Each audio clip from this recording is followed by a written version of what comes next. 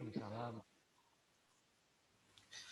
Ya, pertama-tama kita bersyukur kepada Allah Subhanahu wa taala bisa berkumpul kembali ya di acara Planner Study Club ini. Mudah-mudahan memberikan manfaat bagi kita semua. Rekan-rekan perencana di kabupaten kota di seluruh Jawa Barat, ada Pak Satya, Pak Sandi, Bu Ika ya dari Kabupaten Bogor ya. Terus ada yang dari Cirebon. Ini juga dilihat ada yang rekan-rekan kami juga dari Dinas Lingkungan Hidup Kabupaten Sumedang. Ada Pak Edi dan Pak Cucup. Nuhun udah bisa gabung juga. Baik, mengawali simulasi siang hari ini, saya izin share screen dulu bahan pembahasan sedikit dulu terkait dengan kajian risiko adaptasi perubahan iklim. Bisa terlihat ya? Jelas, Pak Iwan dan yang lain? Jelas Om, jelas. Ya.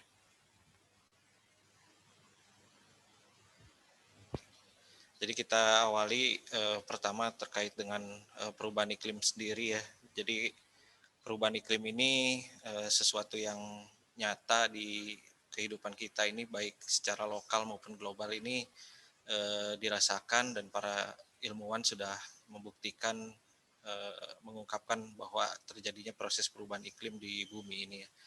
Yang pemicunya tentunya adalah pelepasan karbon, terutama emisi gas CO2 ke udara yang diakibatkan oleh aktivitas manusia seperti konversi hutan, industri, kemudian juga ada sektor transportasi, pertanian, dan lain sebagainya. Nah, ini menyebabkan emisi gas rumah kaca terkumpul ya di udara yang menyebabkan mungkin pemanasan global dan perubahan iklim. Kemudian perubahan iklim ini berdampak kepada aktivitas manusia itu kembali gitu, seperti perubahan siklus pertanian, adanya penyakit-penyakit, pandemi, endemi, dan lain sebagainya. Ini beberapa dipengaruhi oleh siklus cuaca seperti itu. Nah, dalam respon tindakannya para ilmuwan itu membagi dua terhadap perubahan iklim itu. Ada yang pertama adalah mitigasi, yang kedua adaptasi. Nah, yang menjadi pembahasan kita pada siang hari ini tentunya adalah respon adaptasi terhadap dampak perubahan iklim. Dalam menyusun respon adaptasi dampak perubahan iklim ini dikenal adanya suatu kajian resiko. Kalau di Indonesia mungkin dikenalnya dengan beberapa instansi ataupun beberapa akademisi menyebutnya kajian risiko dan adaptasi perubahan iklim, disingkatnya KRAPI. Kajian risiko adaptasi perubahan iklim ini terdiri dari 4 tahapan. Yang pertama adalah fenomena perubahan iklim itu sendiri yang dikaji, yang dianalisis.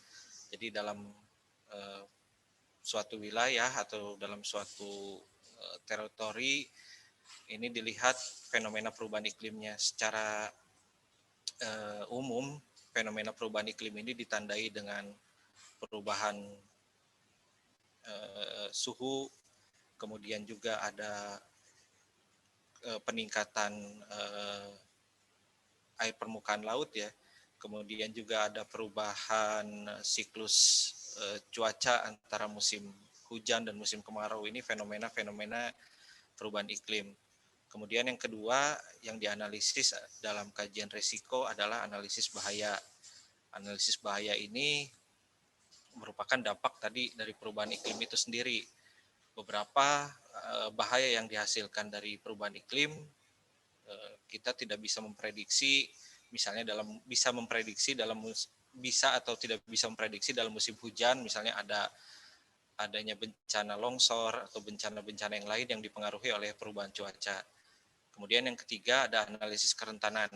Nah, analisis kerentanan ini semacam kita memperkirakan atau memetakan kelebihan dan kekurangan pada suatu sistem di wilayah kita.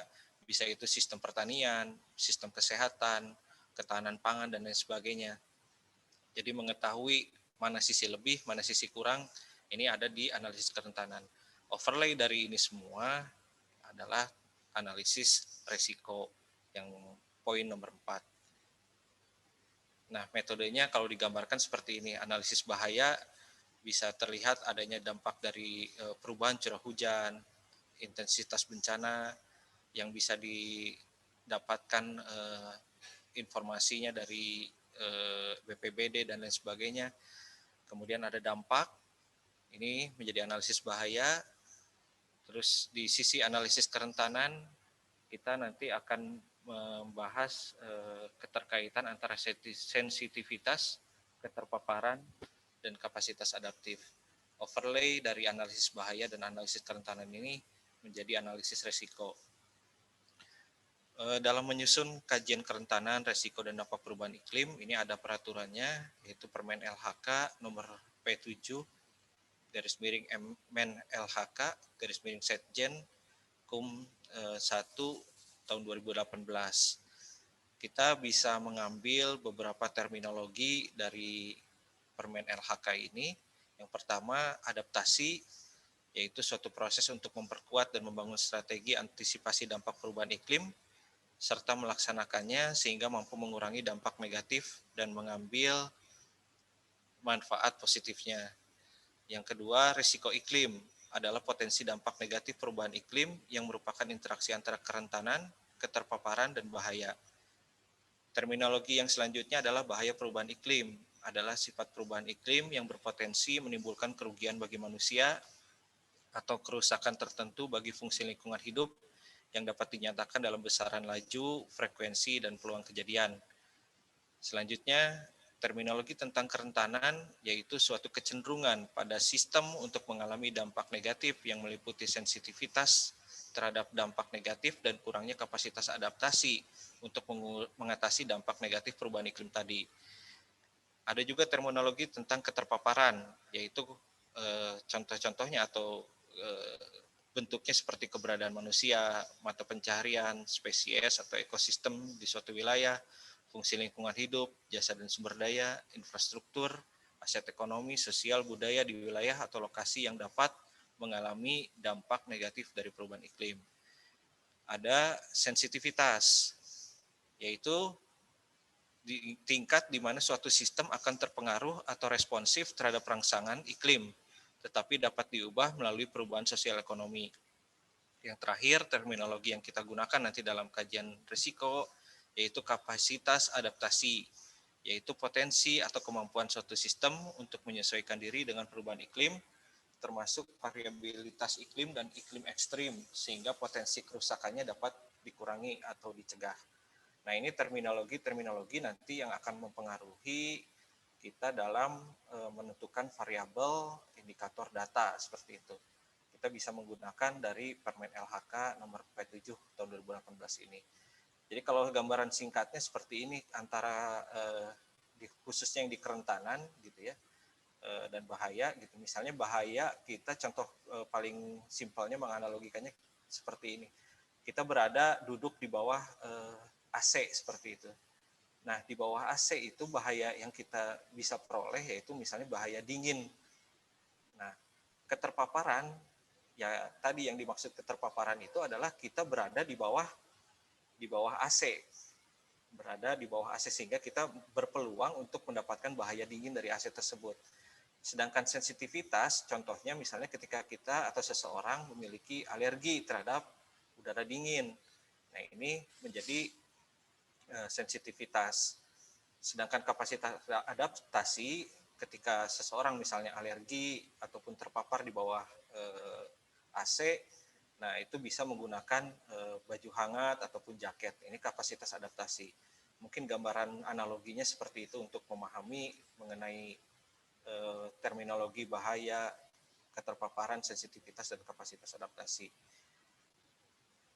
Dalam melakukan kajian resiko dan adaptasi perubahan iklim ini, kalau untuk di Kabupaten Sumedang, kita telah melakukan di tahun 2019 dengan data utama ini yang kita pergunakan adalah data dari PODES, Potensi Desa, yang dirilis oleh BPS, ya, waktu itu dirilis tahun 2018. Kemudian data tambahan yang dipergunakan pertama adalah data curah hujan.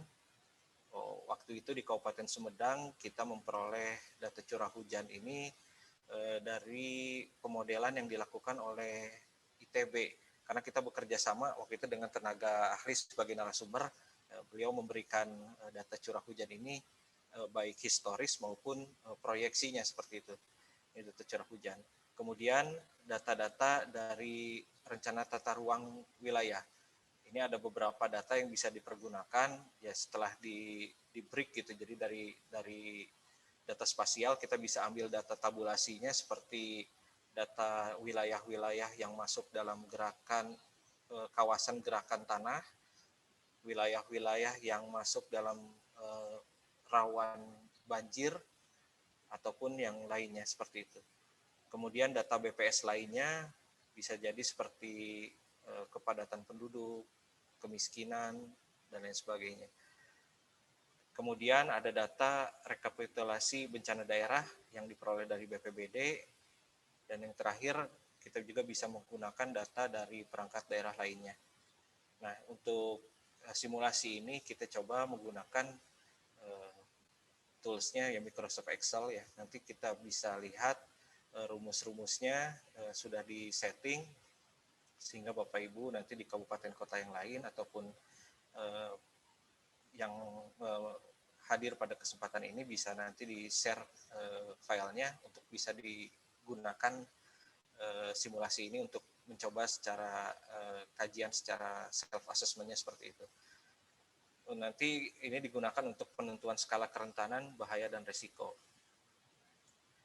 Nah, analisis bahaya untuk di Kabupaten Sumedang kita waktu tahun 2018 kita menggunakan analisis bahaya yang masuk dalam yang dimasukkan variabelnya yaitu median curah hujan baik histori maupun prediksi. Seperti terlihat di sini bahwa secara histori yang berwarna biru curah hujan di Kabupaten Sumedang ini secara histori dan proyeksi ya bisa dilihat bahwa ketika musim penghujan dia akan tinggi curah hujan. Musim kemarau atau musim kering maka curah hujan akan semakin menurun. Nah, ini menjadi suatu pertanda adanya perubahan iklim. Kemudian data bahaya yang variabel bahaya yang digunakan selanjutnya adalah rekapitulasi bencana hidrometeorologi yang diperoleh dari BPBD Kabupaten Sumedang. Nah, ini contoh misalnya nanti ada kawasan rawan pergerakan tanah. Nah, ini data spasialnya seperti ini. Nanti kan ini kalau di data spasial ini tentu ada data tabulasi daerahnya, misalnya desa apa, tingkat kerentanan, tingkat kerawanannya apakah tinggi, sedang, ataupun menengah. Kalau di gambar ini yang warna merah, ini yang paling tinggi tingkat kerawanannya, sedangkan yang putih, yang agak krem ya, menjelang agak seperti putih ini yang tingkat kerawanannya rendah. Kemudian kita masuk ke analisis kerentanan, bahwa kerentanan ini tadi merupakan fungsi dari keterpaparan, sensitivitas, dan kemampuan adaptasi. Kalau yang tadi di permen LHK, kerentanan itu tidak memasukkan fungsi keterpaparan.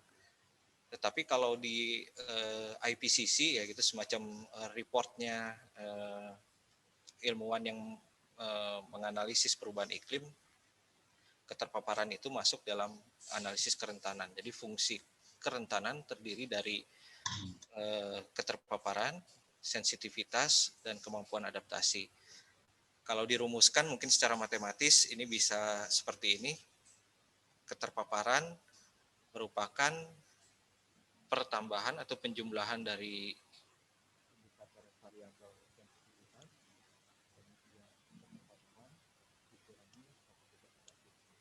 jadi semakin tinggi keterpaparan pada suatu sistem ataupun tingkat sensitivitas, maka kerentanan sistem itu semakin tinggi.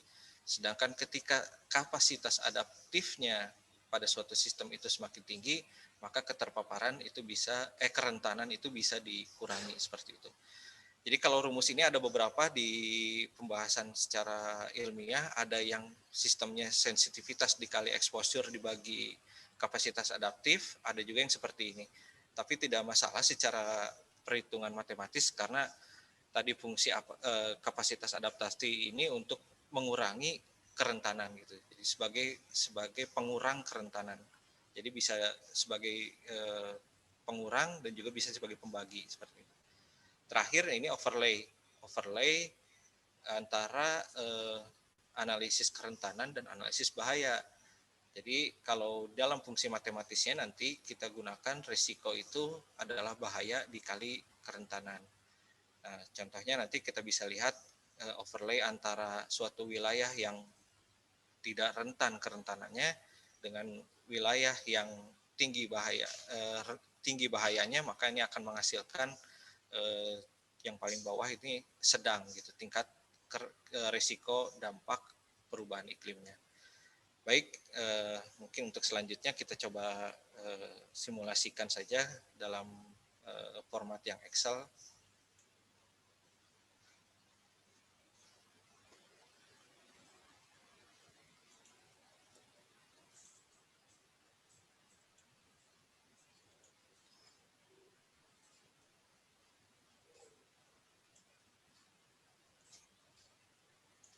Bisa terlihat jelas Bapak Ibu semuanya?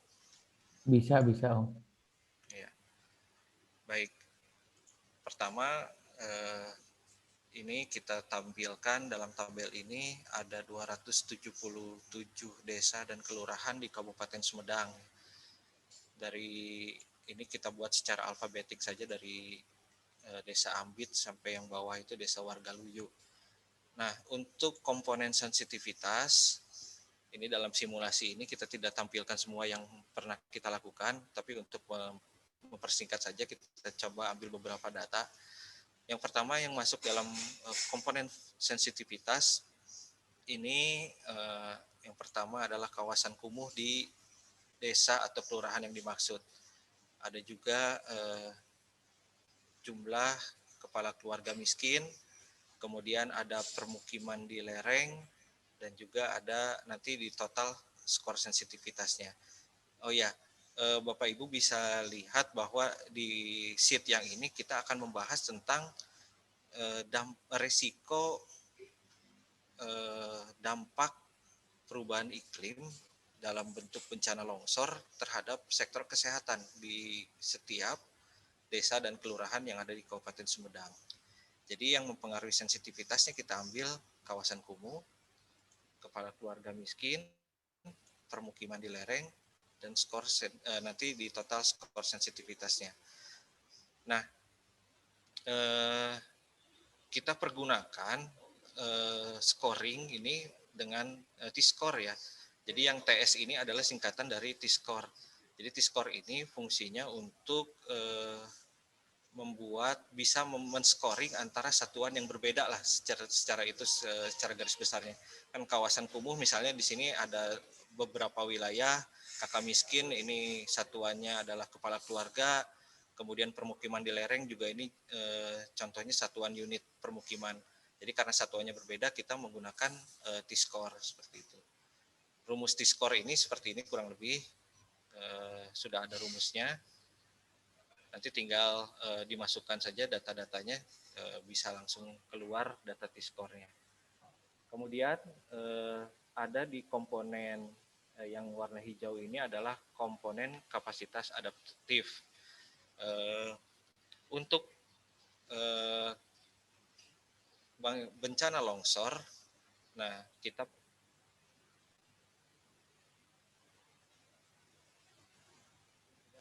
bisa masyarakat di suatu wilayah ini mengadaptasi atau mengurangi resiko terhadap dampak perubahan iklim, khususnya bencana longsor dalam sektor kesehatan. Yang pertama dari data PODES kita ambil ini kegiatan pemberdayaan masyarakat dalam pelestarian lingkungan dan penanggulangan bencana di masing-masing desa. Kemudian ada juga sistem peringatan dini bencana alam di masing-masing wilayah, apakah ada atau tidak. Kemudian jumlah puskesmas rawat inap, infrastruktur kesehatan seluruhnya kita masukkan. Ini juga bisa dimasukkan jumlah warga peserta BPJS Kesehatan penerima bantuan iuran. Nanti akhirnya kita bisa totalkan skor kapasitas adaptifnya. Nah, untuk yang keterpaparan kita ambil berdasarkan itu juga ya, tadi yang permen LHK, misalnya kepadatan penduduk. Kita masukkan variabelnya seperti ini. Akhirnya nanti yang kerentanan ini merupakan overlay tadi dari rumus seperti ini. Skor kerentanan ini merupakan penjumlahan dari skor tes sensitivitas ditambah T-score keterpaparan dibagi dengan T-score kapasitas adaptif seperti itu.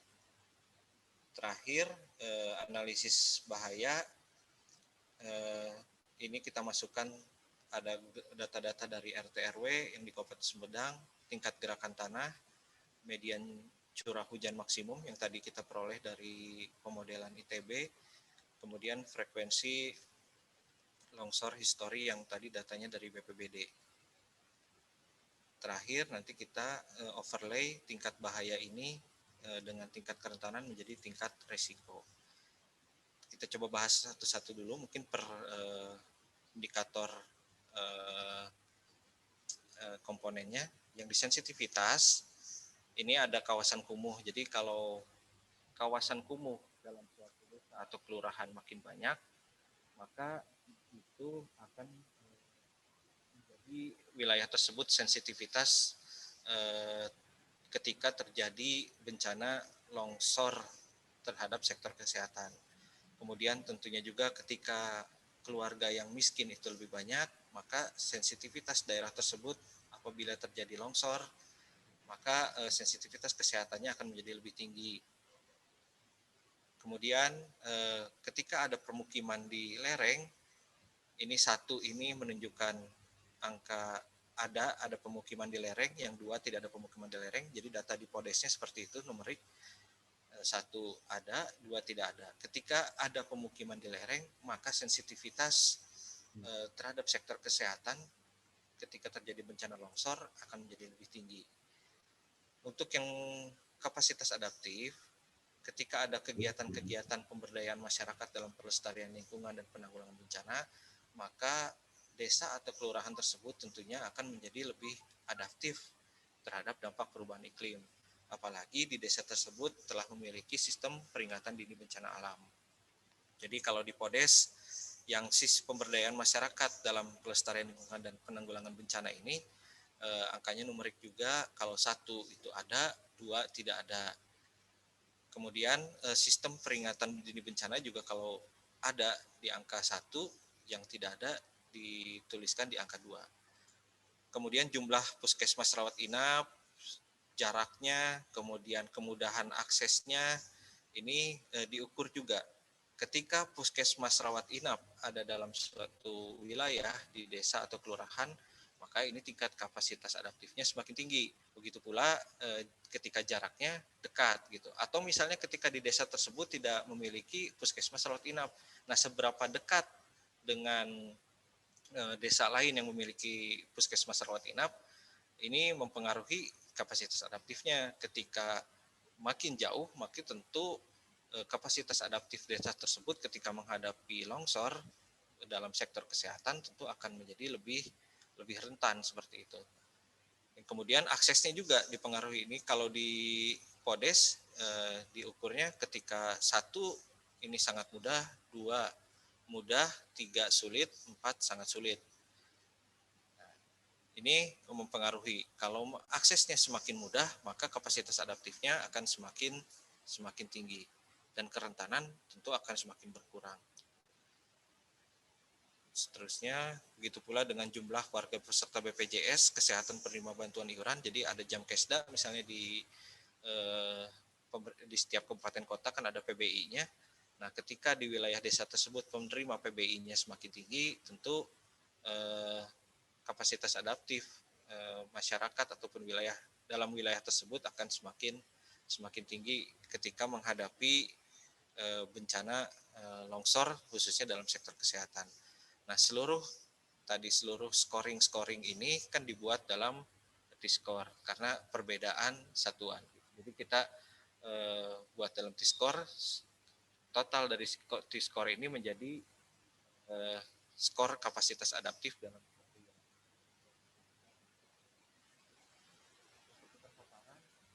ketika kepadatan penduduk di suatu desa atau wilayah semakin tinggi, maka tentunya akan menyebabkan kerentanan ini akan semakin tinggi ketika kepadatan penduduk berada di wilayah yang tadi terutama daerah rawan longsor seperti itu. Selanjutnya tingkat kerentanan ini tadi kita skor kerentanan, maaf, ini merupakan penjumlahan dari skor kapasitas adaptif, merupakan penjumlahan dari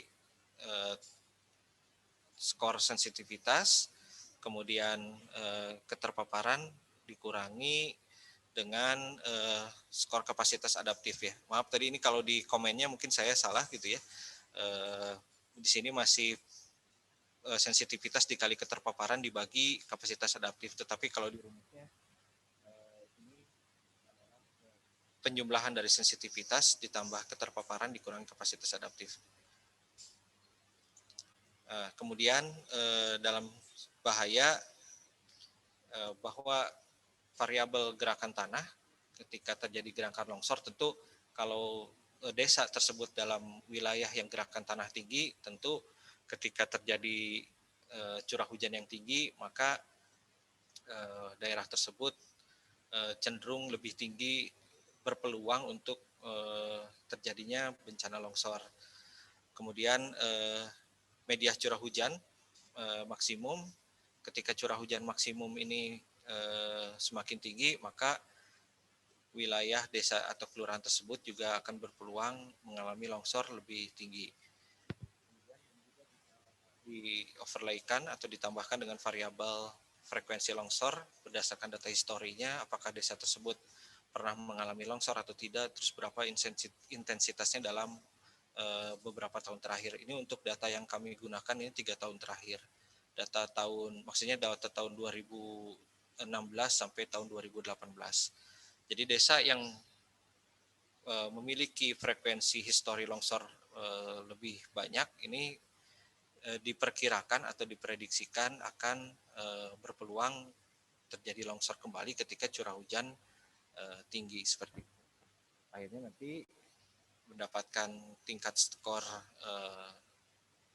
T-score bahaya ditambahkan saja atau dirata-ratakan dari masing-masing T-score variabel tersebut.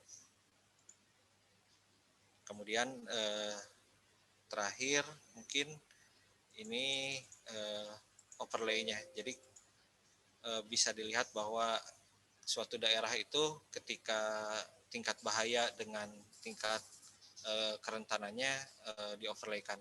Kita contoh aja ambil yang sangat tinggi, kita bisa lihat, atau yang tinggi.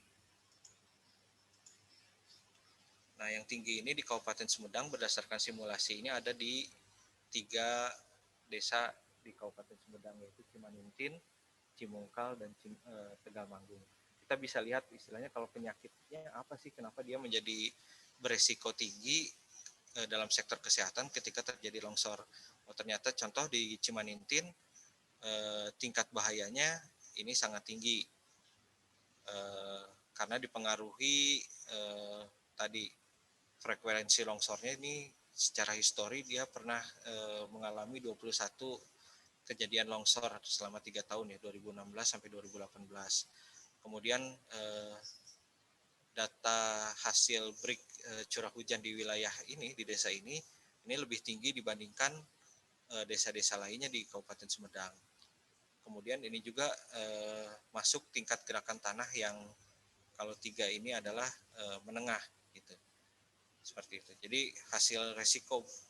hasil bahayanya, analisis bahayanya sangat tinggi. Meskipun demikian, ini kalau tingkat kerentanannya kurang rentan gitu, seperti itu. Nah, jadi ketika kurang rentan di overlaykan dengan yang sangat tinggi, ini hasilnya tinggi. Kenapa tadi dia kurang rentan di Kecamatan Cimanintin? Ya, kita bisa lihat dari mulai skor keterpaparannya, kemudian skor kapasitas adaptifnya cenderung berwarna hijau ya. Kalau di warna hijau ini saya conditional formatting itu tidak kondisinya masih rendah seperti itu. Tetapi di skor sensitivitasnya ini cukup sedang gitu di warna kuning seperti ini. Nah, itu hasil overlay di sheet yang ini, yaitu resiko kesehatan ketika terjadi bencana longsor. Ini gambaran overlaynya seperti ini diulangi bahwa saya rumuskan dalam fungsinya seperti ini. Ini ada dibuat pakai fungsi if bertingkat ya, dengan mengacu kepada tabel ini. Ketika misalnya contoh tadi yang paling atas, jika sangat rentan bertemu dengan analisis bahaya yang sangat tinggi, maka ini sangat-sangat tinggi. Kemudian ketika wilayah tersebut sangat rentan, bahayanya sangat-sangat tinggi, maka masih kategori yang sangat-sangat tinggi dan seterusnya seperti itu. Contoh yang selanjutnya di simulasi ini adalah kita coba mensimulasikan dampak resiko perubahan iklim bencananya, yaitu kekeringan terhadap ketahanan pangan di Kabupaten Sumedang. Seperti itu, bahwa sensitivitas yang kita pilih dalam komponen sensitivitas ini ada keluarga miskin, penderita gizi buruk. Kemudian nanti dari dua variabel ini ketahuan skor sensitivitasnya. Makin tinggi jumlah keluarga miskin, tentunya sensitivitas pada desa tersebut di sektor ketahanan pangan akan lebih tinggi dan menyebabkan kerentanan. Kemudian dari data, ketika ada wilayah yang memiliki penderita gizi buruk lebih banyak, maka wilayah tersebut sensitivitasnya akan tinggi dan akan mempengaruhi kerentanan ya, yang menyebabkan kerentanan di desa tersebut juga akan lebih tinggi. Di kapasitas adaptifnya masih kita pergunakan variabel pemberdayaan masyarakat dalam pelestarian lingkungan dan penanggulangan bencana. Kemudian juga telah kita rumuskan rasio jumlah sarana dan prasarana penyedia pangan terhadap jumlah rumah tangga. Jadi ketika rasio jumlah sarana dan prasarana penyedia pangan terhadap jumlah rumah tangga ini semakin banyak, rasionya semakin tinggi, tentu kapasitas adaptifnya untuk menghadapi ketahanan pangan akibat adanya kekeringan ini akan bisa tertangani dan mengurangi resiko kerentanan pangannya seperti itu. Kemudian jumlah pasar desa, jarak pasar ke desa terdekat, akses pasar ke desa terdekat. Jadi kalau misalnya ada pasar, tentunya kapasitas adaptifnya lebih tinggi dalam penyediaan suplai bahan pangan dan lain sebagainya, distribusi bahan pangan. Ini kita masukkan variabel tentang pasar, dihasilkan skor kapasitas adaptif. Kemudian di keterpaparan kita masukkan mata pencaharian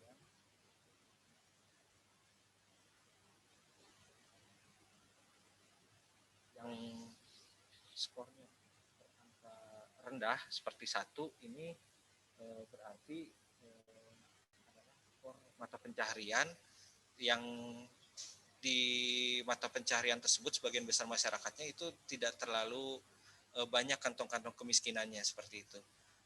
Nah, contohnya kalau 1 ini perdagangan besar, eceran dan rumah tangga, ini kan skornya rendah. Nah, kita analisis bahwa di Kabupaten Sumedang bahwa di sektor perdagangan besar, eceran dan rumah tangga ini bukan sektor yang terdapat kantong-kantong kemiskinan, tetapi berada di mata pencaharian yang di pertanian. Ini dalam skornya adalah 7 gitu. Jadi kalau di hasil analisis data kami bahwa kantong-kantong kemiskinan ini berada pada masyarakat yang melakukan mata pencaharian di sektor pertanian. Kemudian di keterpaparan rasio luas bahan baku sawah terhadap luas wilayah, ketika rasio luas lahan baku sawah terhadap luas wilayah ini lebih tinggi, maka keterpaparan untuk mengalami kekeringan ini akan lebih tinggi juga skornya. Kita masukkan juga variabel yang selanjutnya adalah akses menuju jalan menuju desa.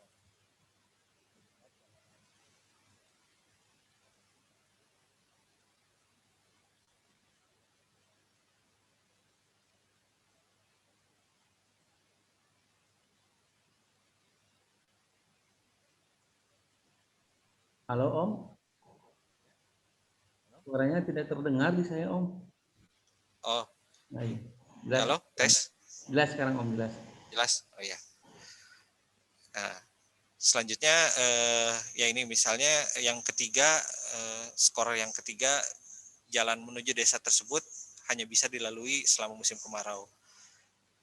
Dan yang terakhir kalau nggak salah ini terpotong ya, bisa dilebarin dulu. Nah seperti ini. Untuk skor yang 4, jalan menuju desa tersebut tidak bisa dilalui sepanjang tahun. Jadi kalau skornya makin tinggi, maka wilayah tersebut akan semakin terpapar ketika terjadi kekeringan. Hasil overlay dari tadi hampir sama dengan yang sebelumnya. Tingkat kerentanan ini merupakan overlay atau fungsi dari keterpaparan, kemudian kapasitas adaptif dan sensitivitas. Bisa dilihat bahwa rumusnya saya pergunakan bahwa skor kerentanan ini merupakan penjumlahan dari skor sensitivitas ditambah skor keterpaparan dikurangi scoring kapasitas adaptif, seperti itu. Kemudian di conditional formatting dibuat jenis kategorinya berdasarkan conditional formatting yang ada di ini nih, fungsi yang di sini. Selanjutnya untuk bahaya kekeringan, kita masukkan juga data dari BPBD, frekuensi kekeringan 3 tahun terakhir, semakin tinggi wilayah desa tersebut pernah mengalami kekeringan, maka potensi peluang untuk mengalami kekeringan lagi, ini juga akan semakin tinggi scoringnya. Nah, untuk median curah hujan, kita pergunakan median curah hujan minimum. Kalau yang tadi di longsor, kita menggunakan median curah hujan yang maksimum. Nah, untuk scoringnya,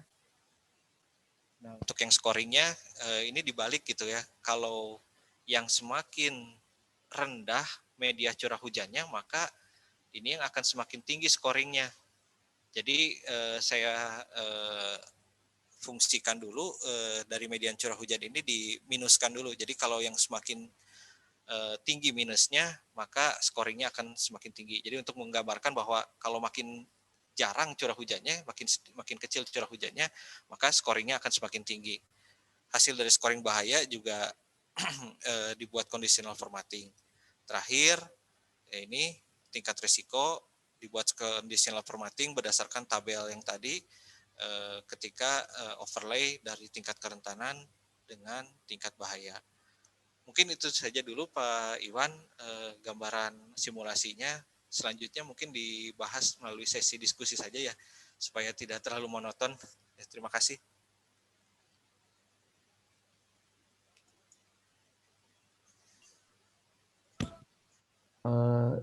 Terima kasih kepada Om Hadi atas pemaparannya.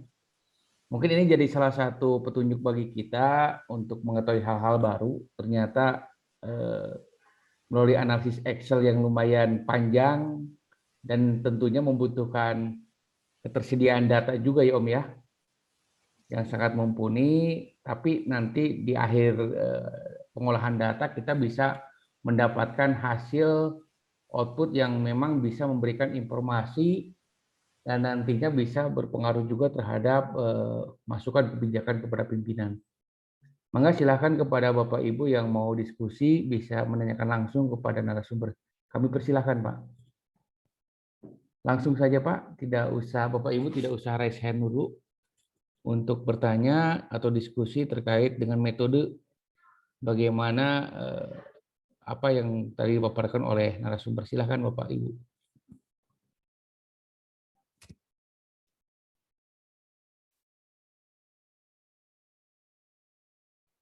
Ada yang ditanyakan? Ngobrol, sharing, diskusi. Ada senior saya, Pak Oleh. Mangga pilih mau ngobrol terkait dengan hal ini. Silakan Bapak.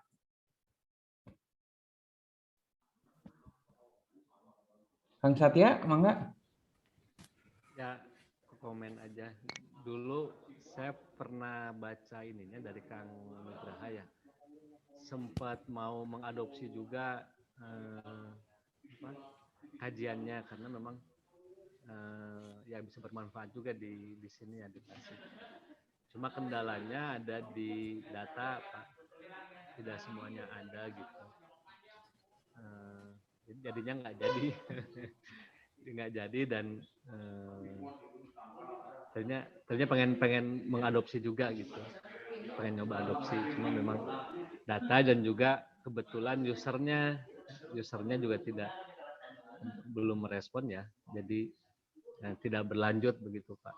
Tapi mudah-mudahan ke depan lah dengan apa setidaknya tekniknya tentunya sudah dijelaskan tadi oleh Pak Hadi. Itu Pak Hadi, makasih Pak Hadi Pak ininya share pengalamannya. Ya memang sampai saat ini juga ini mirip-mirip dulu ketika kami mengerjakan FSPA ya, Om Hadi ya, Om Nug. Kita kendalanya terkait dengan data, apalagi data-data yang berbasis desa. Pada saat itu kita menggunakan data PODES, sementara data PODES sendiri sampai yang saya ketahui memang lumayan agak sulit juga mendapatkannya. Apalagi kan ada harus berbayar juga ya Om Nug ya terkait data PODES-nya. Tapi tidak menutup kemungkinan bahwa kita mencoba, yang penting udah tahu bagaimana metode pengkajiannya, data nanti bisa mengikuti seiring dengan usaha kita untuk mendapatkannya. Maka silakan Bapak Ibu yang ingin diskusi. Pak Oleh, mangga. Oh iya. Terima kasih Pak Hadi. Saya apresiasi sekali dengan data begitu panjang dan rumit bisa disampaikan di forum ini. Tentunya ini satu pembelajaran buat kita juga untuk menggunakan berbagai data yang bisa diolah untuk suatu kajian. Sebetulnya untuk yang di Kabupaten Kuningan nanti mungkin untuk bahan informasi untuk ekspos saya nanti mungkin saya tidak serumit seperti yang Pak Hadi sampaikan. Saya sangat sifatnya simpel dan sangat sederhana sekali, tapi bisa dibuat suatu bahan laporan atau kajian dengan metode AHP, analisis hierarki proses. Itu mungkin yang kami sampaikan untuk bahan pemaparan untuk yang periode berikutnya. Gitu. Itu aja mungkin bisa sampaikan. Terima kasih Pak Hadi yang sudah memaparkan materi yang begitu panjang prosesnya, bisa jadi bahan kita untuk saling share. Itu aja. Terima kasih Pak Iwan. Ya. Sama-sama, Pak. Terima kasih senior atas ininya apa yang disampaikannya. Barangkali Bapak Ibu ada yang mau didiskusikan, silakan Ibu Tina. Barangkali Ibu mau sedikit berbagi pengalaman atau menanyakan apa yang disampaikan oleh narasumber. Silakan Ibu. Assalamualaikum warahmatullahi wabarakatuh. Waalaikumsalam warahmatullahi wabarakatuh. Punten nih saya rada terlambat, kalau saya udah baca-baca sedikit. Saya tertarik di rekomendasinya mungkin ya setelah perjalanan panjang dari analisnya di Excel, Pak Hadi. Saya mau tahu karena tadi kalau dilihat dari datanya, ada yang awalnya kurang rentan menjadi tinggi gitu.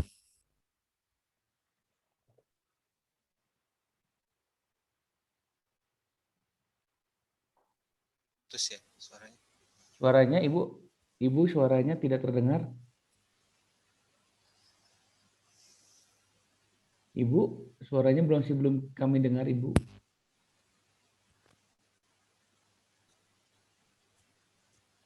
tes. Nah, ya terdengar Ibu. Oke. Saya tertarik di rekomendasi akhirnya Pak Hadi. Terima kasih atas paparannya. Sepertinya memang saya belum tanya nih berapa lama mengerjakannya Pak Hadi dan teman-teman yang lain.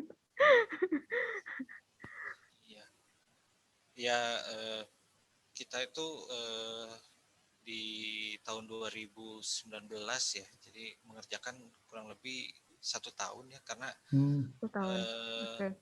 swaklola sih ya, bukan swaklola, emang kita dikerjakan oleh yang ini sama Pak Nugraha juga, jadi sama tim di Litbang juga, jadi prosesnya kalau dibilang santai ya santai ya gitu, karena bukan tipe konsultasi atau apa, tapi kita menggunakan tenaga ahli dari ITB. Waktu itu kita kan ada diklat green economy ya, perencanaan lingkungan yang dari Bappenas. Nah, salah satu tenaga ahlinya narasumber yang dari situ, Pak Budi Setiawan. Pak Budi Setiawan, salah satu peneliti di ITB ya. Kita menggunakan beliau sebagai tenaga ahli, jadi untuk membimbing juga gitu, seperti itu. Di prosesnya 1 tahun. Baik, ya berarti kan memang cukup panjang, tapi terima kasih nih atas atas sharingnya. Saya tertarik di beberapa desa itu yang awal kerentanannya itu ada yang kurang rentan,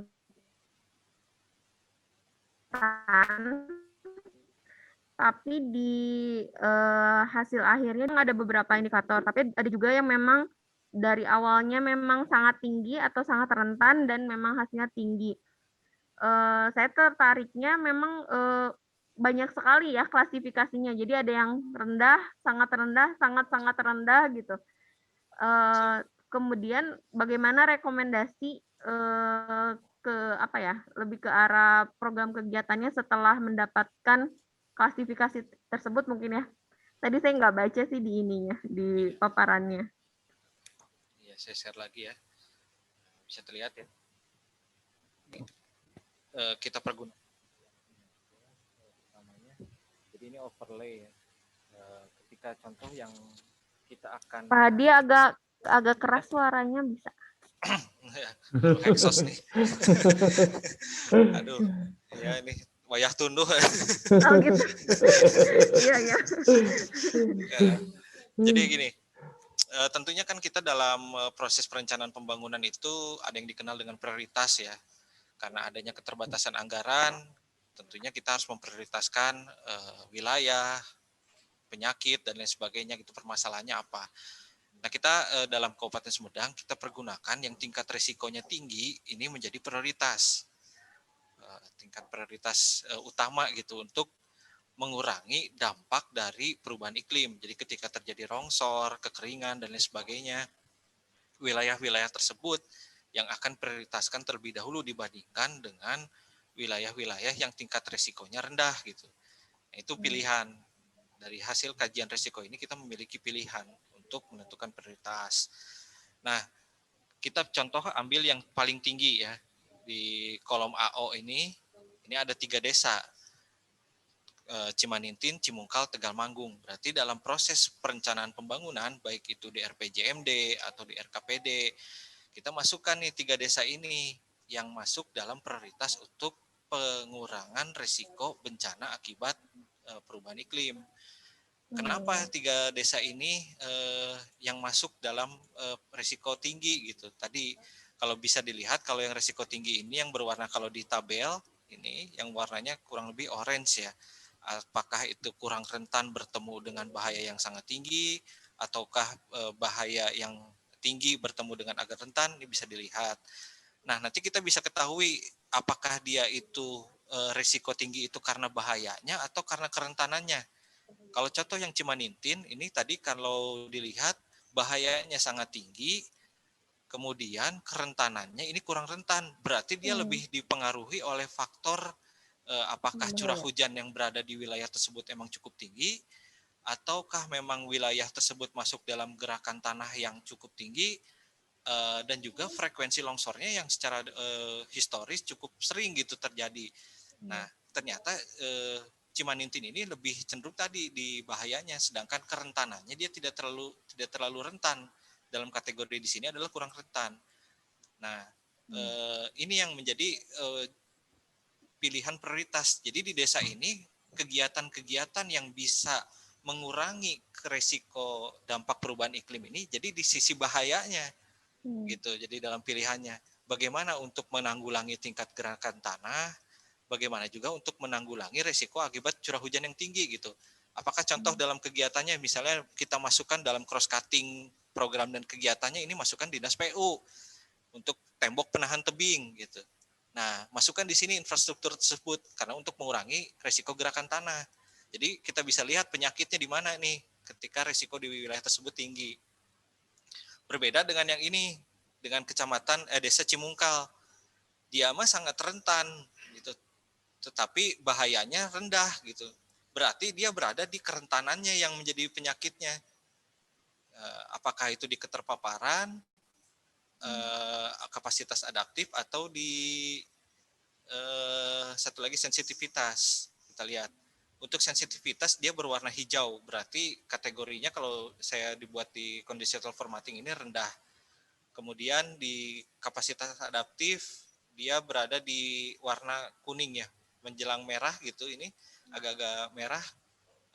Ini kapasitas adaptifnya lebih secara komparasi lebih rendah dibandingkan dengan yang lainnya. Sedangkan keterpaparan juga dia lebih tinggi gitu. Nah, ini yang warna merah. Jadi bisa dilihat bahwa dia sangat rentan karena faktor ini, komponen skor keterpaparan. Kepadatan penduduk di wilayah ini cukup tinggi gitu di desa Cimungkal ini. Begitu juga dengan yang di Cimanggung. Ini kepadatan penduduknya cukup tinggi. Nah, ini yang menyebabkan dia menjadi sangat rentan meskipun bahayanya tidak terlalu bahaya, tapi menjadi resikonya jadi cukup tinggi dari hasil overlay tadi.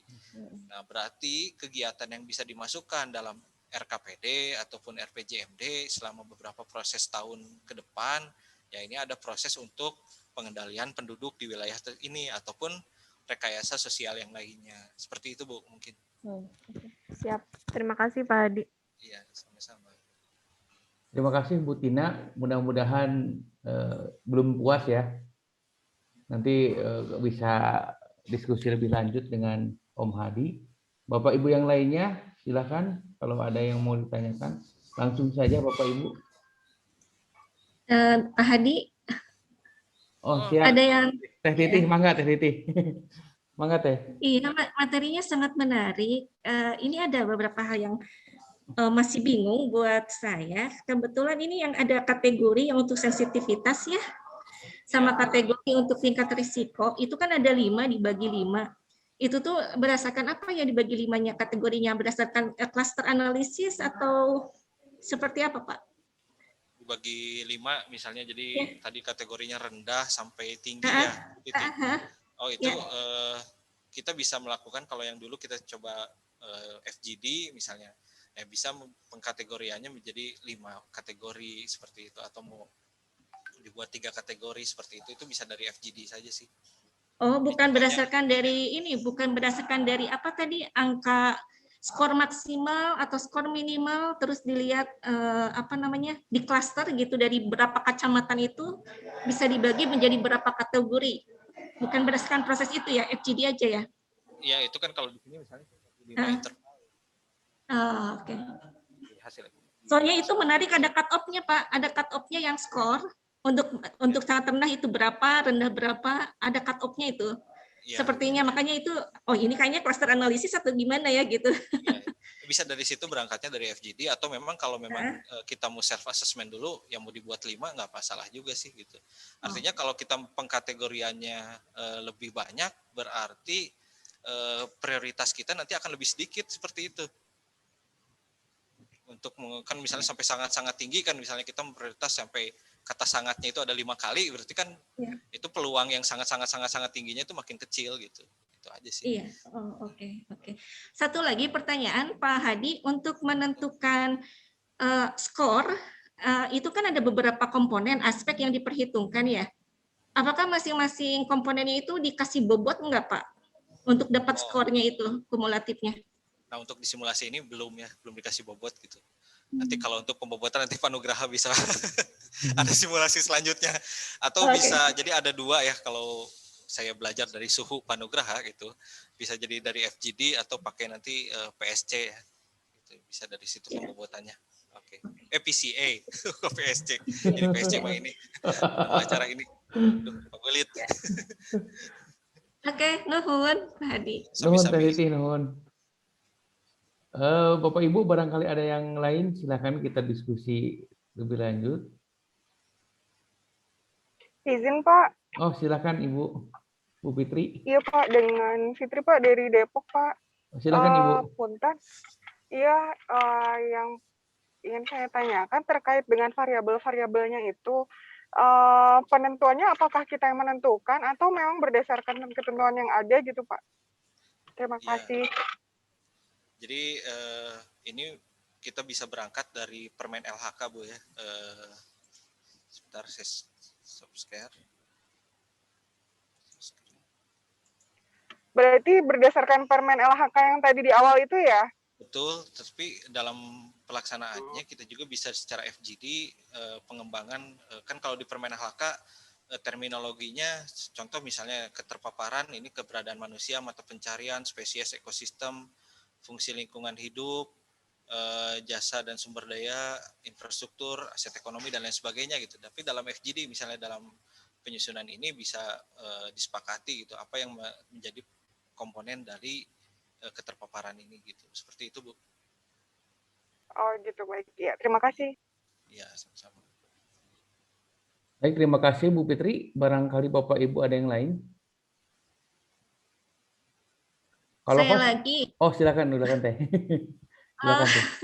Penasaran Pak untuk dapat dari mulai pengumpulan data ya. Ini sih masalahnya kayaknya di data ya, karena maksudnya akses datanya juga kan lumayan complicated ya. Mau tanya kira-kira anggaran yang diperlukan untuk sampai dapat data PODES, kemudian data tadi kayaknya ada data BMKG ya. Untuk curah hujan itu harus bayar berapa Pak? Untuk perlu data berapa tuh untuk bisa sampai bisa analisis seperti ini gitu. Lupa ya soal biaya.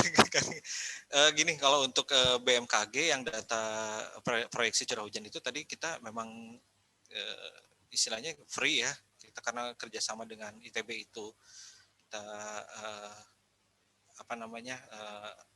bawa Pak Budi Setiawan ke sini gitu, beliaunya ngasih data ini juga gitu, dapat itu. Untuk yang data PODES saya lupa berapa, mungkin Pak Nugraha bisa menjelaskan ini. Punten Pak Nugraha, barangkali bisa diinformasikan nih bagaimana untuk memperoleh data PODES, Susenas dan lain sebagainya. Mungkin sekalian aja Pak Nugraha bisa nerangin prosesnya gitu, seperti yang dilakukan di Kabupaten Sumedang.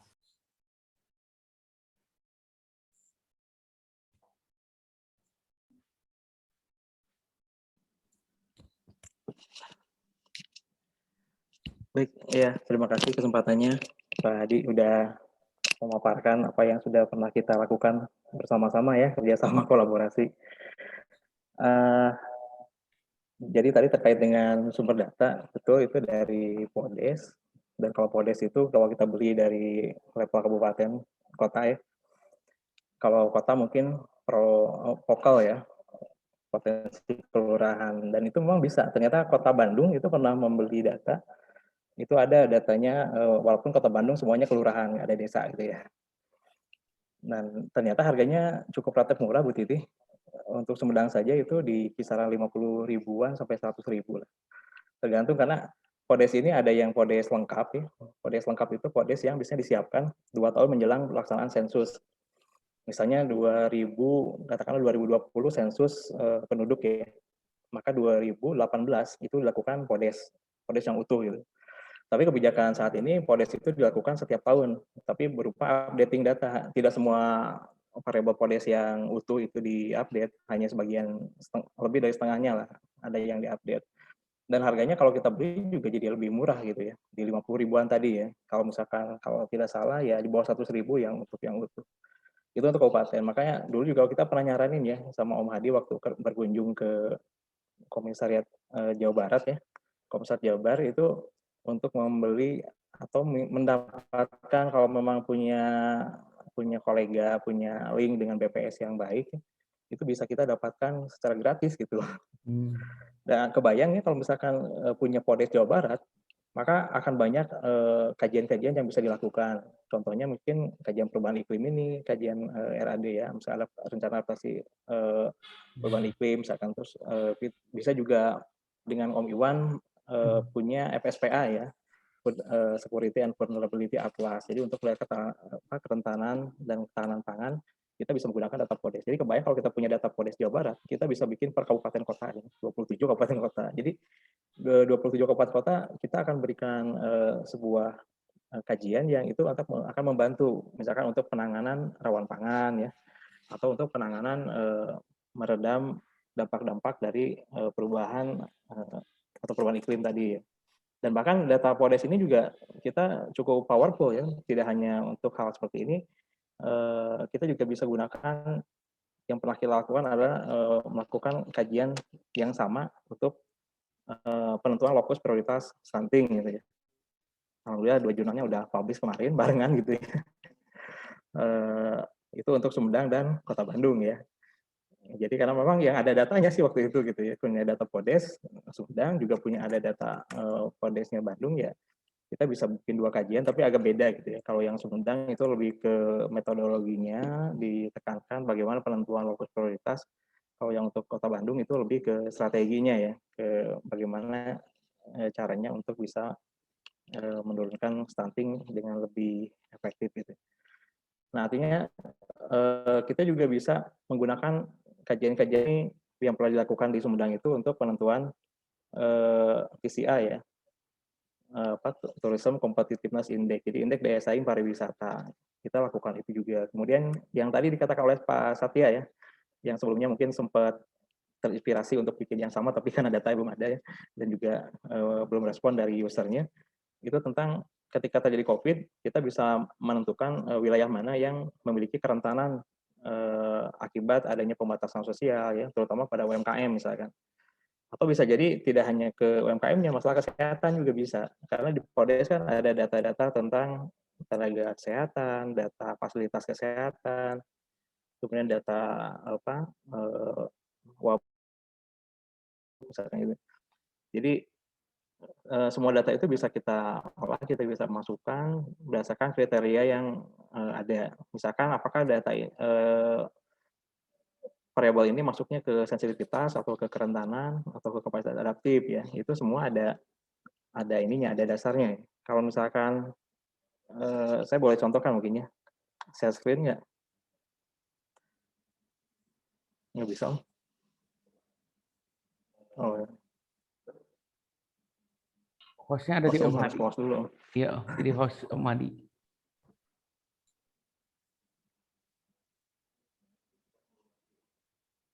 Bisa ditutup yang lagi di view-nya.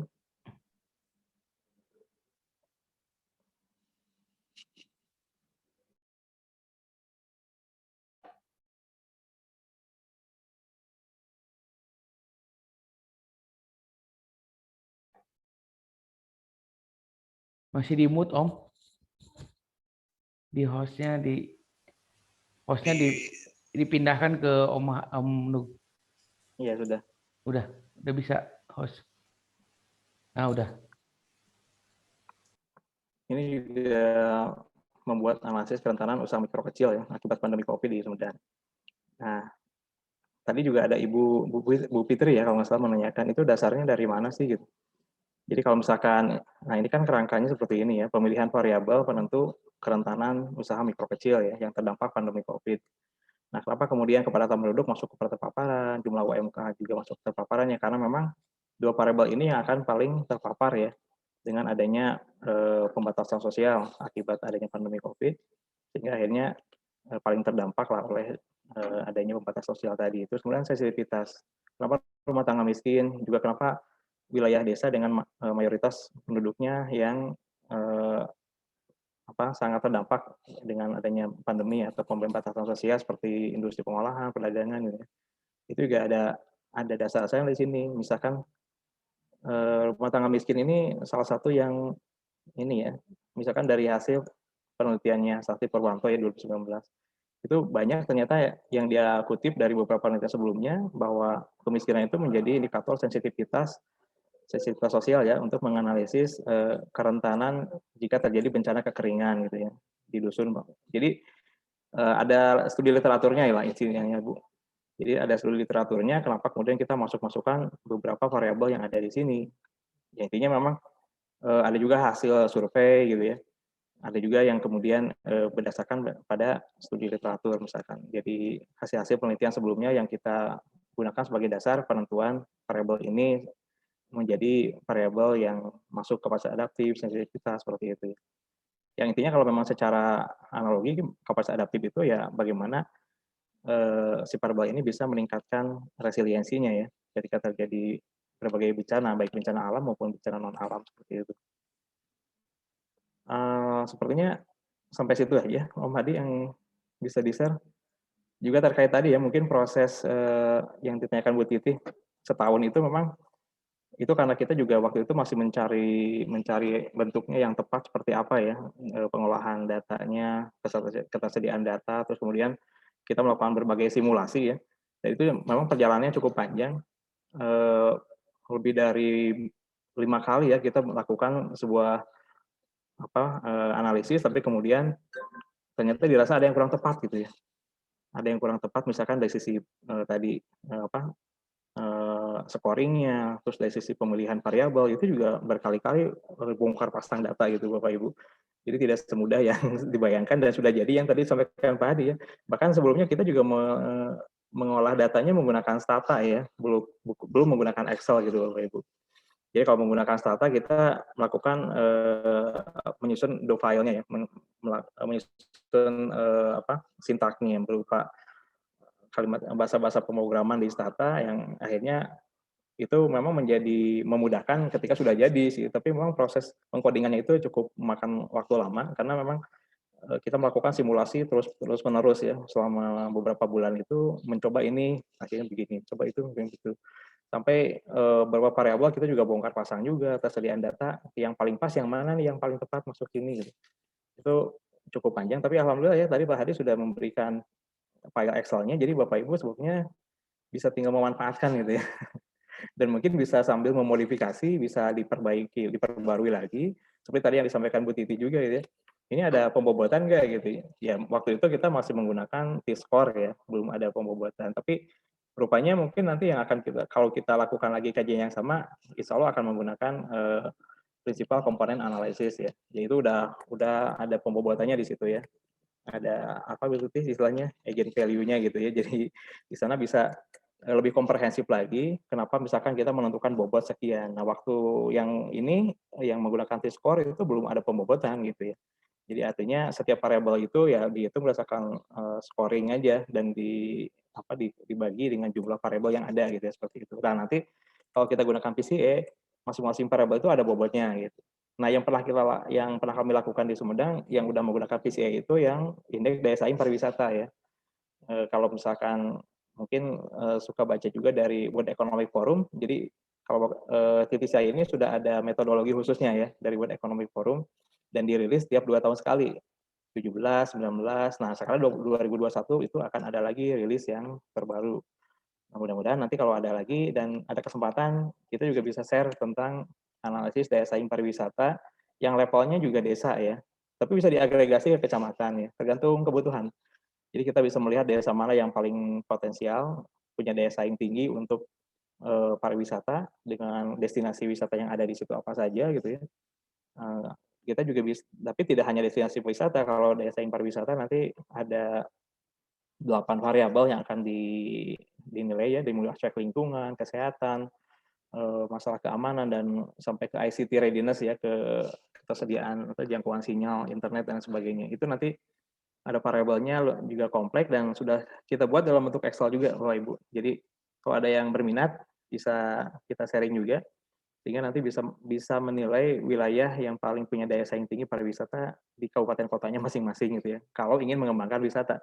Sehingga nanti bisa dilihat berarti yang kurang di tempat wisata katakanlah Jati Gede gitu ya. Jati Gede itu apa sih yang lemahnya? Oh, ternyata masalah sinyal gitu ya, mau masalah infrastruktur jalan gitu ya, masalah ternyata bisa jadi kebersihan atau air bersihnya dan lain sebagainya ya. Itu bisa sampai ke sana. Itu dengan data Podes ya, balik lagi. Jadi kalau memang Komsat Jawa Barat sayangnya nggak ada yang ikut mungkin ya. Bu Titi, Pak Hadi juga Komsat ya, sorry ya lupa. Pak Oleh juga ya. Ya mudah-mudahan bisa dapat gitu, karena cukup powerful ya, cukup bisa membantu perencanaan di kabupaten kota masing-masing, dan beberapa kajiannya sudah ada best practice-nya ya, sudah ada yang pernah dilakukan, itu jadi tinggal dimodifikasi, dikembangkan. Seperti di Kuningan, kami juga belajar ke Kang Iwan ya waktu itu, nyorok ke Kuningan belajar FSPA, akhirnya alhamdulillah ya setelah di share ilmunya dari Kang Iwan gitu ya, dan kami serap kemudian bisa membuat juga FSPA yang sama. Jadi data yang tersedia dan kemudian metode yang bisa dibagikan itu sangat membantu ya untuk bisa membuat banyak kajian gitu ya. Yang harapannya justru kalau misalnya buat kabupaten kota juga bisa. Ya mungkin yang di share Pak Satya tadi juga menarik ya di grup PSC, bahwa intinya sebetulnya jangan sampai kita ketergantungan kepada konsultan gitu ya. Kalau Kang Iwan kan sudah jadi konsultan juga ya. Jadi bagaimana kita bisa, kalau di Sumedang sih alhamdulillah kita udah bisa inilah ya, hal-hal yang bisa kita handle sendiri, itu tidak lagi menggunakan konsultan gitu ya. Tapi kalau misalkan ada hal lain yang kita belum bisa ilmunya, misalkan menghitung tabel input output ya akhirnya kita gunakan konsultan dari akademisi gitu ya. Tapi kalau misalkan untuk melakukan analisis kajian yang terkait sosial ekonomi seperti itu ya, di kita sudah bisa ini ya. Ya artinya kita bisa inilah bersaing dengan kajiannya para konsultan lain, kasarnya seperti itu ya. Tapi bukan menyombongkan diri, cuman beberapa konsultan juga kadang-kadang karena mereka tidak tahu pengetahuan wilayahnya terbatas mungkin gitu ya. Dan yang paling tahu itu kan sebetulnya di kita ya, di para ASN daerah gitu ya. Jadi sebetulnya kita bisa menyajikan dengan lebih detail lagi gitu ya, bisa lebih spesifik, bisa diterapkan, diimplementasikan lebih konkret lagi seperti itu. Jadi kadang-kadang hasil-hasil kajian itu kan sering disebut juga monster plan gitu ya, karena memang ketika mau diaplikasikan agak sulit gitu ya. Tapi kalau kita yang melakukan, insya Allah dengan pengetahuan kita tentang daerah kita gitu, itu bisa biasanya lebih baik, apalagi ditunjang dengan ketersediaan data yang memadai ya. Jadi harapannya ya, makanya kenapa saya sering artinya berburu data ya. Ketika ada data Podes rilis, langsung kontak gitu kan. Bisa nggak BPS memberikan itu ya? Kalau memang ternyata nggak bisa, ya sudah kita tempuh jalur beli data. Ya. Masuk di website BPS, Bapak Ibu, BPS pusat ya. Di situ ada Silastik BPS. Silastik itu sistem layanan statistik. Jadi masuk ke data mikro. Di data mikro itu nanti ada banyak pilihan, tapi yang paling utama sih 3 sih ya. Podes, kemudian Susenas, dan Sakernas itu ya. Harganya bervariatif. Untuk Podes dan Sakernas lebih terjangkau sebetulnya karena memang relatif di bawah 100.000 saja. Gitu. Ini jadi promosi BPS jadi endorse. Tapi kalau untuk Susenas itu cenderung lebih mahal ya. Kalau Susenas itu karena memang kenapa? Karena data BPS itu kan dihitung berdasarkan ukuran datanya ya. Berapa megabyte sih si data tadi. Jadi kalau semakin besar megabyte-nya, semakin banyak responden yang diambil datanya, itu akan makin mahal gitu ya. Semakin banyak variabelnya juga akan mempengaruhi menjadi semakin banyak kan gitu ya. Nah, Susenas itu kalau Sumedang itu rata-rata di harga 250 ribuan ya. Untuk yang core ya, yang sosial ekonomi karakteristik rumah tangga gitu.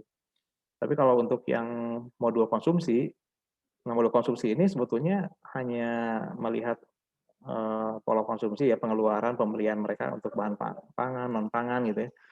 Itu karena variabelnya banyak, berasnya juga misalkan pangan, beras, cabai, sampai tomat, bawang segala macam ya, kemudian sampai kopi, sampai rokok juga dan sebagainya. Terus kemudian juga sewa rumah, bayar listrik dan lain sebagainya. Tapi karena variabelnya banyak banget gitu ya, komoditas itu kan sampai puluhan bahkan hampir ratusan. Nah itu yang mahal sampai 2,5 juta ya harga setahunnya itu per rilis per tahunnya. Nah, mungkin gambarannya itu ya Pak Hadi untuk data dan juga proses. Mudah-mudahan bisa apa menjadi inspirasi juga untuk Bapak Ibu semuanya. Kalau misalkan dengan kita memiliki data itu, kita bisa berbagi berbagi metode untuk bagaimana mengolah data tadi menjadi sebuah kajian. Baik, itu saja mungkin tambahannya. Terima kasih. Ya, terima kasih Pak Nugraha. Ya. Mangga Intinya Kang juga Iwan. mungkin Silakan Om, silakan lanjut. ya. Jadi mungkin intinya juga kita bisa meyakinkan dulu kepada pimpinan, user kita di kantor bahwa dengan kita mempunyai data-data tadi yang disebutkan Podes, Susena, Sakernas ini sangat bermanfaat untuk proses perencanaan pembangunan di wilayah kita masing-masing. Itu mungkin harus kita yakinkan kepada pimpinan kita masing-masing. Itu tambahannya. Saya boleh sedikit diskusi nggak Om terkait dengan variabel yang disampaikan? Sepengetahuan saya terkait dengan perubahan iklim itu lebih cenderung kepada adanya peningkatan suhu lingkungan ya Om. Betul. Nah di aspek tata ruang yang saya ketahui ada beberapa variabel yang memang bisa menjadi input untuk bahan kajian terkait dengan adanya perubahan iklim tersebut. Contohnya misalnya dengan persentase lahan terbangun. Kita bisa menghitung berapa sih persentase lahan terbangun di tiap desa.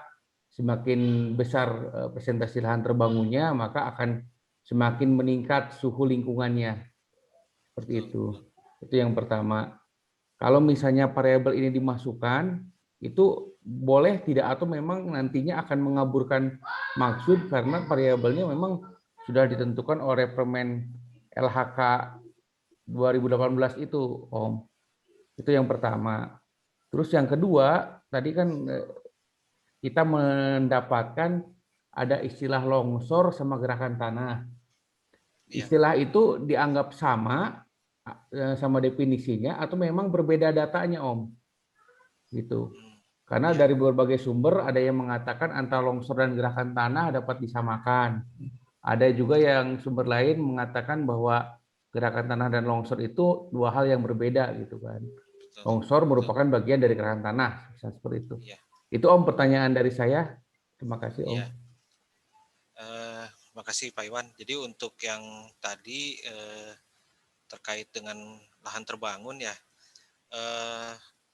kalau untuk masuk ke variabel bahaya, komponen bahaya, tentunya mungkin belum bisa mewakili ya, gitu. Karena kalau dalam referensinya bahwa yang berada di komponen bahaya itu memang kalau untuk fenomena perubahan iklim itu tadi data suhu, data curah hujan, data langsungnya gitu, data suhu, data curah hujan atau kenaikan air lautnya seperti itu.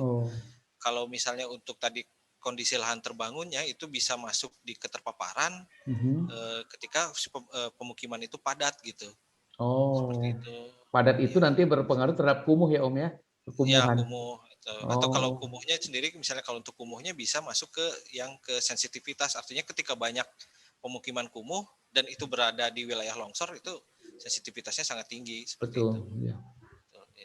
Yang kedua, terkait yang tadi longsor dan pergerakan tanah, memang ini karena untuk dipersingkat saja, jadi saya pakai longsor. Padahal sebenarnya itu kita di total sih longsor garis miring pergerakan tanah gitu. Jadi kita gabungkan. Secara terminologinya saya juga kurang paham dari ilmu geologinya seperti itu ya. Jadi untuk data RT RW-nya kita pakai data pergerakan tanah. Tetapi ketika overlay-nya digabung antara intensitas bahaya longsor dan juga intensitas ada yang terjadinya pergerakan tanah, memang ada yang dipisahkan gitu di data BPBD-nya. Nah, kita dalam satu wilayah desa itu digabung antara longsor dengan pergerakan tanah. Ada yang contohnya dua gitu, ada yang longsor, ada yang pergerakan tanah juga di dalam satu wilayah. Seperti itu Pak Iwan. Oh ya, terima kasih Om penjelasannya. Mungkin Bapak Ibu ada yang lain yang mau ditanyakan lagi? Kita sepakat sampai jam 3 ya Bapak Ibu semua, karena mau sholat asar. Ada lagi pertanyaan Bapak Ibu? Tidak ada? Mungkin dari narasumber mau ada closing statement dipersilakan. Ya, mungkin demikian yang saya paparkan pada siang hari ini, yang mudah-mudahan bermanfaat saja. Kalau untuk yang tadi ada pertanyaan bisa di-share ininya, mungkin di grup saja atau gimana Pak Iwan? Kalau Ibu Fitri itu masuk grup PSC nggak, Ibu? Nanti kita masukkan kalau ini. Soalnya Masuk di grup yang perencana sih Pak. Oh, yang perencana Jabar. Iya. Ini mau coba di-share di sini, di chat ini nggak bisa ya? Iya, saya juga geser gagal terus Ibu, kurang tahu gimana gitu. Ya mungkin nanti di-share di mana ya Pak Iwan? Nanti kita sharekan link WA grup PSC di grup perencana Jabar. Ya. Dulu juga saya sempat di-share, untuk yang kedua kalinya kita share lagi, barangkali ada yang belum menyimak di waktu terdahulu bisa langsung klik join gitu. Itu ya Ibu Fitri ya? Iya. Ya, baik. Terima kasih ya, Pak. Ya, sama-sama Ibu. Mudah-mudahan ya gitu Pak Iwan, mudah-mudahan yang disampaikan ini bermanfaat, menjadi kemanfaatan bagi wilayah kabupaten kita, kota masing-masing ya. Demikian mungkin Pak Iwan, hatur nuhun pada yang telah hadir, yang menyimak juga. Ini juga ada beberapa dari rekan-rekan di Dinas Lingkungan Hidup Kabupaten Sumedang juga, ternyata di luar ekspektasi. Nuhun. Terima kasih kepada Om Hadi atas pemaparannya. Mungkin sebelum kita tutup, mungkin ada sesi pemotretan ya Bu ya, Bapak Ibu. Bagi Bapak Ibu yang di hidden, background kameranya dimunculkan, kita mau screenshot. Kebetulan Alhamdulillah pada siang hari ini ada 29 peserta. Menyimak, silakan dihidupkan kameranya Bapak Ibu, mau dipoto bersama untuk arsip. Sudah semua Bapak Ibu? Kita foto. Udah ya, kita foto ya. 1, 2, 3.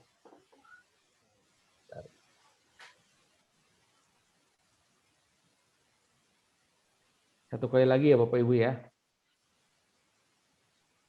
1, 2, 3. Oke.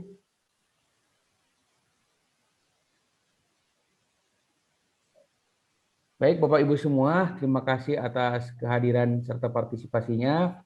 Terima kasih juga untuk Om narasumber, Om Hadi atas pemaparan terkait dengan materinya. Kita bertemu lagi minggu depan di waktu yang sama dengan tema yang berbeda dan narasumber yang berbeda juga. Kami dari PSC mengucapkan terima kasih, kurang lebihnya mohon maaf. Kami tutup. Wabillahi taufiq wal hidayah. Wassalamualaikum warahmatullahi wabarakatuh. Hatur nuhun Bapak Ibu sedayana. Hatur nuhun Pak Hadi. Waalaikumsalam warahmatullahi wabarakatuh. Terima kasih Pak semuanya. Terima kasih Bapak Ibu.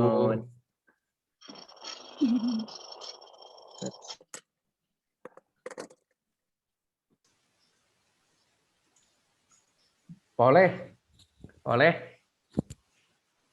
Izin ngobrol, oleh. Halo. Ini mumpung ada Om Hadi, ada Om Nug. Tadi itu sempat diskusi, mempertanyakan terkait dengan periode penilaian Dupak, Pak Oleh. Tadi kan kata Pak Sandi, Kang Sandi menyampaikan bahwa penilaian Dupak dengan aturan terbaru itu karena terintegrasi dengan SKP, itu biasanya 1 tahun sekali, Pak. Jadi 1 tahun sekali di bulan Februari. Jadi nanti itu mensinkronkan antara SKP dengan Dupak gitu kan. Kalau misalnya SKP-nya terpenuhi 100%, maka Dupaknya juga ada pengaruhnya ya Om ya, tadi juga ya. Ketika dia Dupaknya di bawah 25%, itu bisa jatuh hukuman disiplin seperti itu. Bahkan nanti itu ketika seorang perencana tidak mengumpulkan Dupak, bisa direkomendasikan untuk diberhentikan dengan aturan terbaru itu. Itu Pak.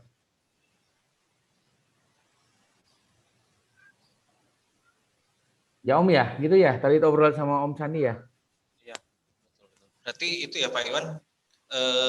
Jadi penilaian itu N+1 ya. Jadi hasil pekerjaan kita dinilai di tahun berikutnya ya. Betul, di bulan Februari. Jadi nanti kan pimpinan menilai SKP, kan ada rekapannya ya. SKP Iya. itu berapa persen pencapaiannya nanti disandingkan dengan dupak yang dinilai oleh tim penilai gitu. Saya juga belum mengetahui rumus pastinya. Nanti di pertemuan berikutnya Kang Sandi akan menerangkan lebih detail gitu. Kayaknya perlu kupas tuntas tuh, masih blank juga. Nanti di PSC periode berikutnya mungkin setelah paparan Bu Titan, Kang Sandi insya Allah siap katanya. Iya, ya. Kadang kalau baca grup Telegram puyeng Pak. Iya, lumayan puyeng juga. Saya baru tahu, baru nggak kan pas dulu paparan Pak Kapus itu, oh terintegrasi itu mungkin maksudnya di tiap tahun ketika penilaian SKP dengan Dupak itu ya disandingkan gitu. Kalau yang metode lama kan kita Kuningan 1 tahun 2 kali gitu kan bisa mengajukan. Ternyata dengan aturan baru itu ya memang 1 tahun sekali seperti itu. Itu ya Pak Oleh ya. Nggak bisa nyicil ya. Mungkin Pak Iwan, untuk yang penilaian yang baru itu mungkin untuk yang tahun 2021 berlakunya. Bisa untuk tahun depan 1 tahun sekali. Cuma kita harus menyesuaikan juga karena sudah di Kabupaten Kuningan ada 2 periode, 1 tahun 2 kali. Itu bagaimana seperti itu. Bisa saja nanti untuk yang Kuningan tetap bisa 2 periode dengan catatan yang 1 tahun itu dibagi 2. Nah, bisa gitu juga ya. Bisa gitu, jadi fleksibel. Jadi nggak bagi pengusul Dupak ingin majukan ke Kuningan itu tahun 2021 misalnya kan di akhir Desember. Pengajuannya bisa saja disekat dari Januari sampai bulan Juni periode yang pertama. Nanti berikutnya berlanjut lagi gitu. Jadi sekaligus bisa seperti gitu Pak. Jadi si perencana tersebut bisa mengkontrol kan ketika capaian Juni angka berapa, kurangnya berapa, agar jangan sampai kurang dari 25% mungkin itu ya, Pak Oleh ya. Jadi dengan sistem periode 1 tahun 2 kali buat di Kuningan untuk membantu perencana juga, tidak mau ke Kuningan mereka juga belum selesai, ada periode jadi bagi 2 periode sedikit. Ya. Ya, siap. Tidak kaku dengan hanya 1 kali gitu, Bang. Itu kasihan buat ke mereka. Oh ya, biar bisa. Memang bisa seperti itu Pak Iwan, bisa 2 kali juga 1 tahun. Artinya ketika tadi pengkonversian ke SKP itu nanti memang hanya 1 kali gitu. Yeah. Itu kan hanya untuk pengali dari penilaian atasan. Yeah. Jadi ketika 2 kali itu keluar angka kreditnya dari tim penilai, ditotalkan kemudian dikalikan dengan presentase penilaian atasan gitu, seperti itu. Iya Om, betul. Gambaran singkat sih memang seperti itu kalau menurut saya sih. Jadi secara matematisnya gitu kemungkinan bisa seperti itu. Ya bisa juga gitu. Ya betul. Jadi pas periode Juni mengumpulkan Dupak, nanti keluar angka kreditnya berapa, nanti ketika di akhir tahun jadi gabung gitu kan. Nanti capaiannya berapa gitu. Jadi akhirnya jadi kumulatif tetap Pak, kumulatif. Ya. Kumulatif tetap, cuma beda periode aja. Oke.